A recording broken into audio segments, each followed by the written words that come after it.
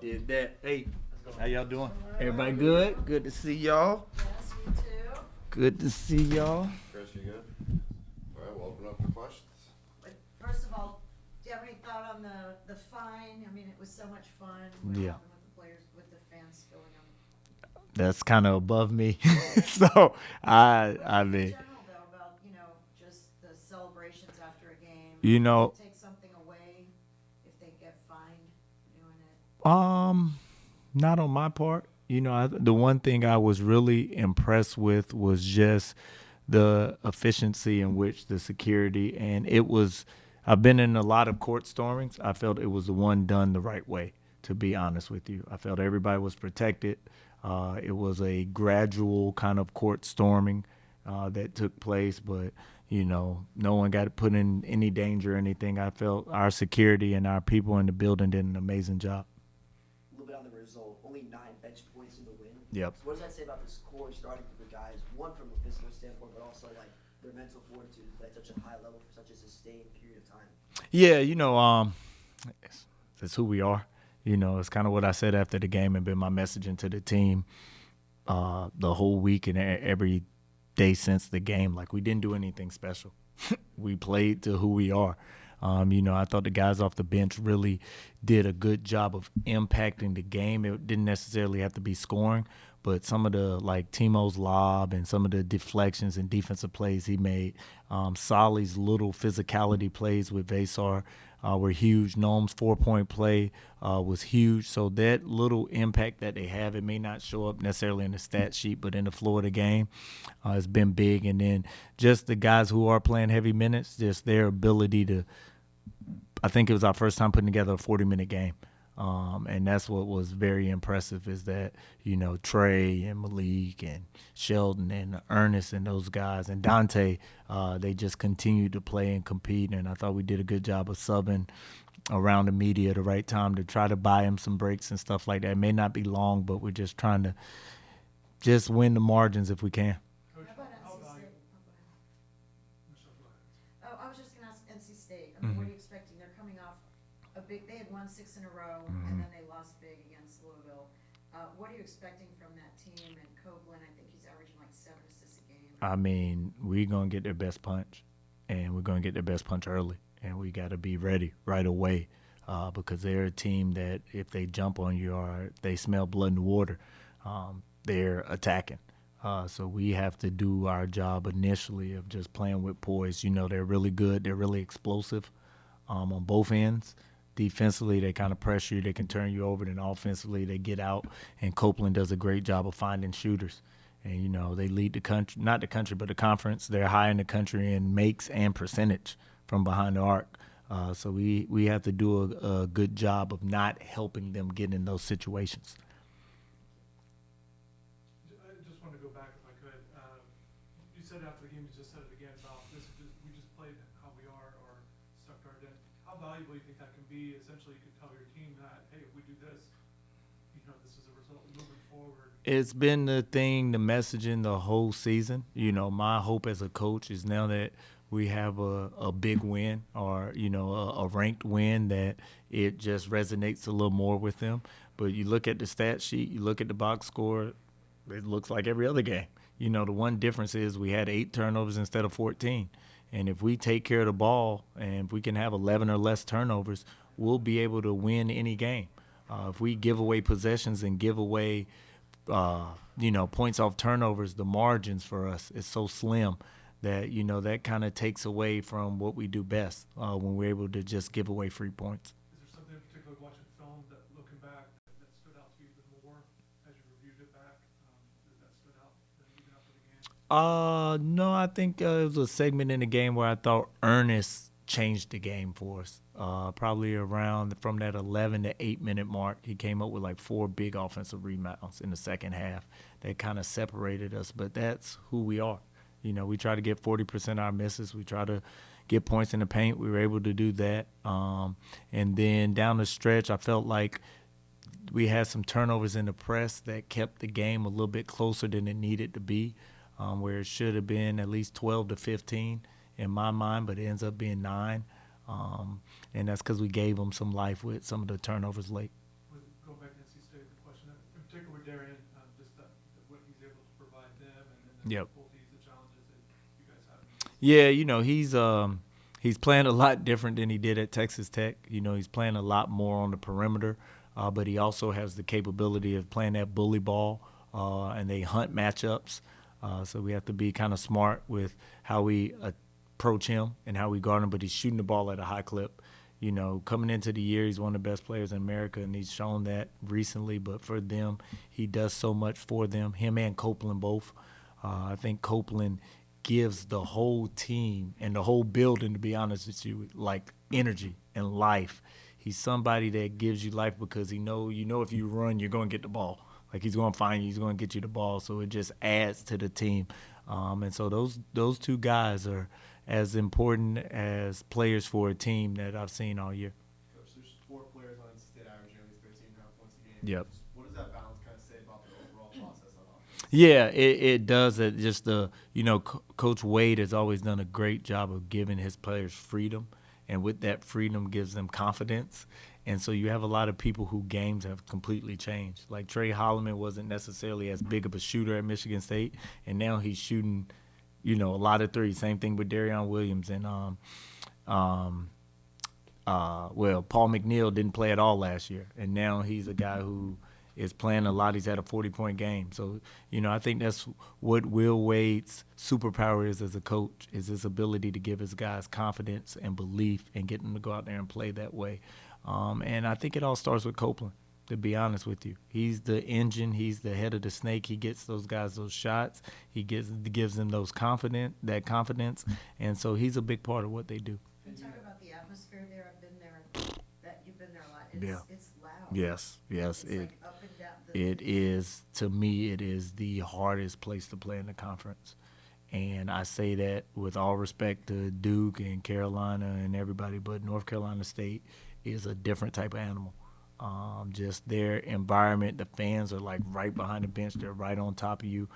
They're a fan base that has tradition of winning a national championship, but they also have this kind of edge and this chip on their shoulder of being in the middle of Carolina and Duke, where they feel like they're not as respected. So it adds to the building. It's one of the hardest places to play in the conference. They get there early. Early. The fans, they're there screaming like Yep. an hour before the game Yep. even starts. Yep. They're there early. They're loud. They're really good this year. So I imagine they'll be even louder. It's a Saturday game, so it just adds to everything. But, the good part about us is we've been on the road. We've been in all types of environments. We won. It's not anything that's new to us. We just have to come out and execute. True was on the bench. They Yep. were in warm-ups. What's his situation going into this game? He came back Monday, and I didn't feel it was right just to throw somebody out there after, just not practicing and not being around for a week. It's just impossible to say, all right, Carolina, you go out there, run around. So, he's slowly working himself way back. We'll see what happens on Saturday. Just kind of we kind of practice but haven't, with the short turnaround. But he's been getting his extra work. He's been doing everything to kind of get back into where he was. So we'll see what happens. But he's back, and, he's full go. 2 players in particular, besides Copeland, there's Paul McNeil, Yep. who leads the conference in 3-point percentage efficiency, and Van Allen Lubin, who leads in field goal percentage. So Yep. you give each player the same amount of respect, but which one is affecting the game plan for you the most? For me, in general, in all games, it's the 3-point shooting that is just because it breaks open the game, and they can put runs together where they can run off 6, 8 in a 5-minute segment like they did against SMU. The thing with Van Allen Lubin is just he's their kind of physicality. He's their brute. He gets the offensive rebounds. He'll finish. He'll get the and ones. So we just have to make sure we limit his impact on the game from a physicality standpoint. But Paul McNeil's ability to make 11 threes in a game or make 6 in a game is as impressive as there is. I want to ask about Ernest a little bit more. Obviously, coming off the game he had. When you first decided to recruit him, to bring him here, why did you feel that he would be a good fit? What did you see in him before? And can you just talk about what it is about his game that you liked? Character, makeup, him as a person. Ernest Uday is one of the best people you want to be around. He's one of those people that you always want to be around. Those guys always figure it out. They find a way. Sometimes it's just giving them a little bit of confidence, giving them a little bit more belief for that like switch to flip. And so I was betting on him as a person. Of course, he's 6'11" and lob threat, shot blocker, defensively one of the best bigs. But I felt he could make a jump because of who he is as a person, and it's true. Coach, sticking with Ernest, you said it the other day again, just he played at KU, Trey with the winning of Michigan and Malik obviously Indiana. Coming from those, how important was that to find maybe guys from those kinds of programs? Yep. And trying to build what you're trying to build? It's huge because you know what they're coming from and who they've been coached by. You know what I mean? Dusty May's a really good coach. Bill Self is one of the greatest coaches ever.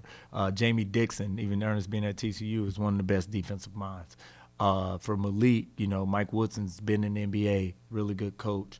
But also being at a blue blood like Indiana, you understand the importance of winning and what those games matter. Same thing with Ernest at Kansas, the success Michigan had. So all that is already kind of built in them. So some of that stuff is part of their makeup and character.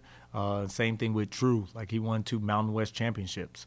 So understanding that, Dante state championships, EYBL championships, winning matters at all levels, and having people who have won matters as well. So that's always the first thing I look at, like what is their pedigree, what's their stock, what are they coming from. You spoke to us, Got time for a couple more? you spoke to us early in the year about maybe the transition of coaching, and one of the things you said was coaching the staff. Mhm. It's kind of, I'm just curious now at this point in the season, if you kind of reflect, or what's it been like in being the head coach and the journey, everything. Man, it's been so fast that I haven't even thought about it. It'll probably be something I'll process hopefully as the season ends. But in the moment, I'm just focused on what can we do every day to get better. And part of that is also me as well, making sure I'm communicating everything clearly, making sure everything is concise and condensed. As a head coach, sometimes you can overthink stuff and have so many thoughts on your head. You don't want to give it all to the players and give it all to the staff because then it can be too confusing. So just making sure that we are, very efficient in what we're doing is kind of where I am at this part of the season. Can I ask one follow-up on that?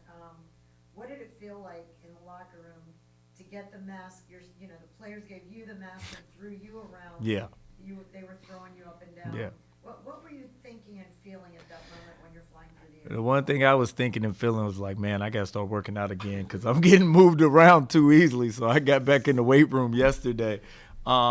But for me, it's all about them. It's all about them. I'm just the person that is hopefully guiding them and giving them things that can help them. It's just I want them to know I'm in it with them. And that's the most important thing to me. I don't want them to feel like, I'm not as invested and I'm not in the trenches with them. And I hope they feel that way. So that's the most important thing. That's part of why I go in there and celebrate with them. One, because winning is hard at any game, any level, but also just understanding the process that we go through. Like, it's not easy. So we need to celebrate it and make sure that they know, like, I'm in there with you. Coach, Go down and then Chris wraps up. you mentioned Will Wade earlier. Yep. Obviously, first year in the ACC, but he's been around the block for a while. Yep. Just what are some of those unique characteristics of a Will Wade coach team? I mean, it's, we both work for the same person. We both work for Shaka Smart. So, watching, you see some of the stuff that has transitioned through Shaka. But for Will Wade, like I said earlier, I think one of the greatest things he does is he instills confidence and belief in his team and in his players. They're always going to be really good defensively. They're going to pressure. They're going to give you a bunch of different looks. And then offensively, he kind of gives them that freedom to kind of play. But also it's like controlled chaos.